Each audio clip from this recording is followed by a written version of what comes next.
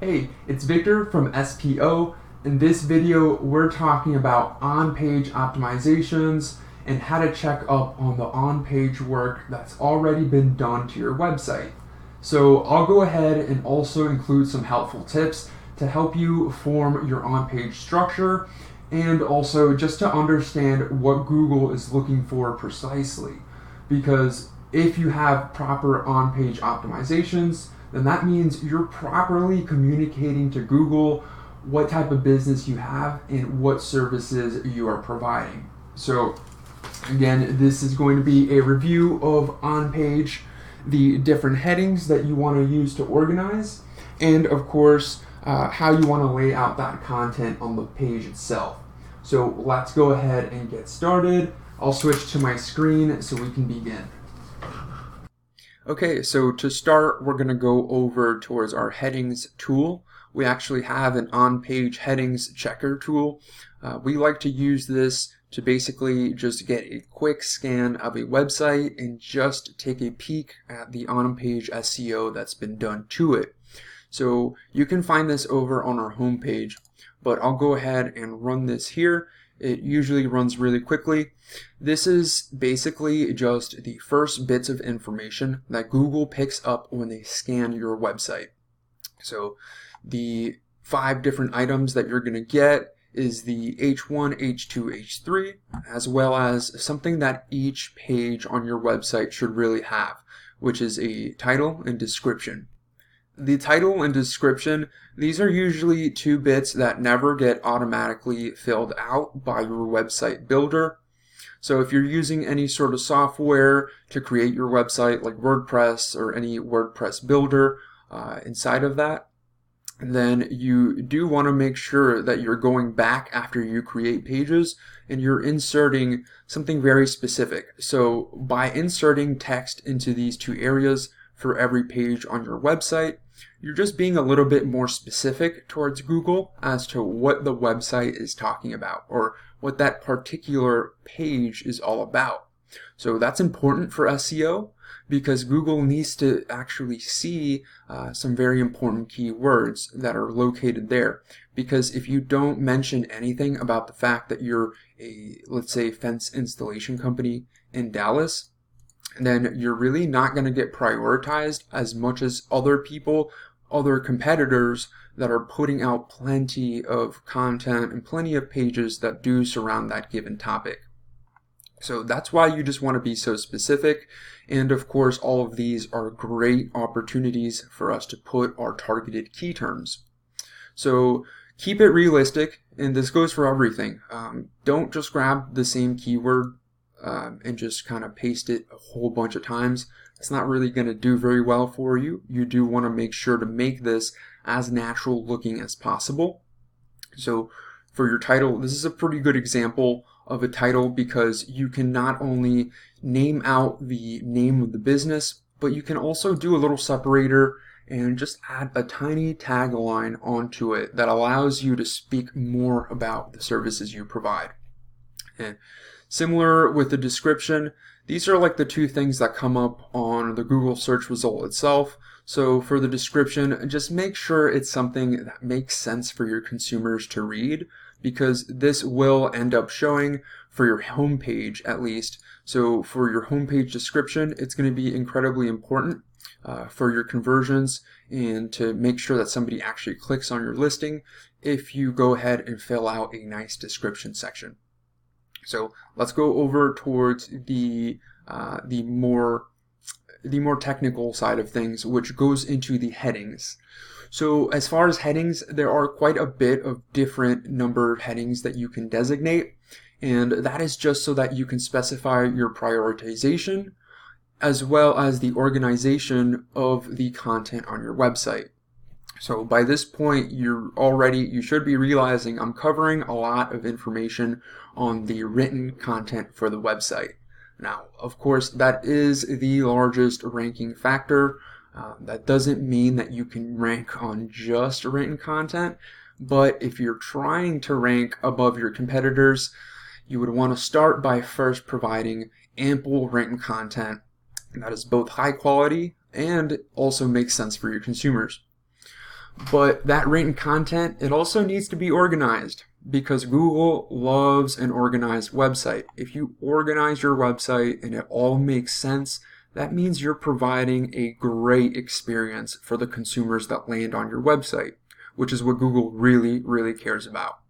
So how do you organize your written content? Well, you can do so with headings. So what you want to think is an outline. So plan out an outline for what the content on your website will look like. Make sure to include any relevant pictures that you have, as well as, let's say you wrote a blog and something on your homepage covers something that you wrote about in a blog page. Make sure to link that because it's relevant, it's more written content, it makes sense for Google, and it also makes sense for your consumers. But getting into the H1, H2, H3, think of this as a hierarchy. And the top one, the H1, very important. You can place your most targeted key term in there if you're really just trying to focus on one, which on this website, of course, as you can see by the URL, that is obviously what is being targeted for the most part. But make sure to only have one thing coming up as your H1. Ideally, you do want to do some sort of tagline like this, but you can also include the business title within that same line. Just make sure not to use different H1s because that does start to confuse Google. H2s, these are like your second most important headings, your subheadings, you could call them. So H2, usually I would recommend all of your different services to line up with H2. So for this website, we're really only targeting just fence installation, not even really fence repair too much. But if you are targeting installation and repair, and that's it, then you should definitely have both of those as your H2s. Now H3s is where you can start to place a whole bunch more. So any other relevant headings, anything else that might go with those targeted key terms that you already talked about, that's where you can put these in there. And you do want to make sure to put a few more than what you did for H1, H2, just to make sure it all looks very nice and natural. So just to quickly point out what it looks like on your website itself, if you're using headings, it just means that you have your paragraphs that look natural, it looks like it was written by a real person, and you have headings that organize everything. Everything about these words right here are basically covered by that paragraph underneath, and as well as the picture right next to it is also relevant to everything going on. Before I wrap up the video, I want to show you what a website that's not properly optimized looks like, because you're going to see a very wide range of results. If, let's say, you never had any on-page done and you simply just let the software take care of things, which is what you can see here. So since I already identified there's no on-page work going on here for these guys, sadly, unfortunately, but when you allow the website builder to automatically populate your headings, this is basically what you can expect to get. And it does get worse than this. At the very least, I do see words that relate to the products and some of the services that they do. So it's not as bad as some other results I've seen where you start to get just completely irrelevant words in the headings, which is terrible. But if you let the software go ahead and do it for you, it doesn't do the title or description, so that's why there's nothing showing up here. For this one, actually, it looks like it designated a blank spot. So that, of course, it's not relevant to any sort of key term because there's nothing there. So going over to H1, we can see that they have two. So that is a little confusing, especially because the one with text in it doesn't exactly match the words. It's not super far off because I'm sure you talk about the quality of the work that's going on and strength of it and the security, but it doesn't talk about fencing specifically, which is what this website is about, fence contractors, but they didn't put fence contractors anywhere in here. So let's say they might care to rank for fence contractors in Miami.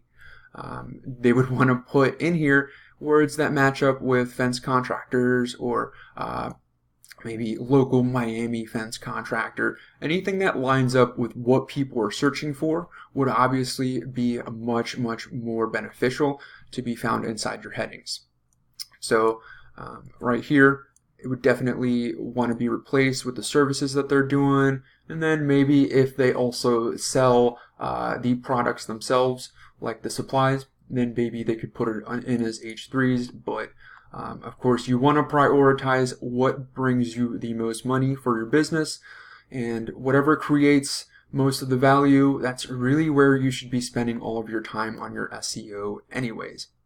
So thank you for checking out the whole video. Let us know if you have any trouble at all with your on-page. We are the experts when it comes to home services.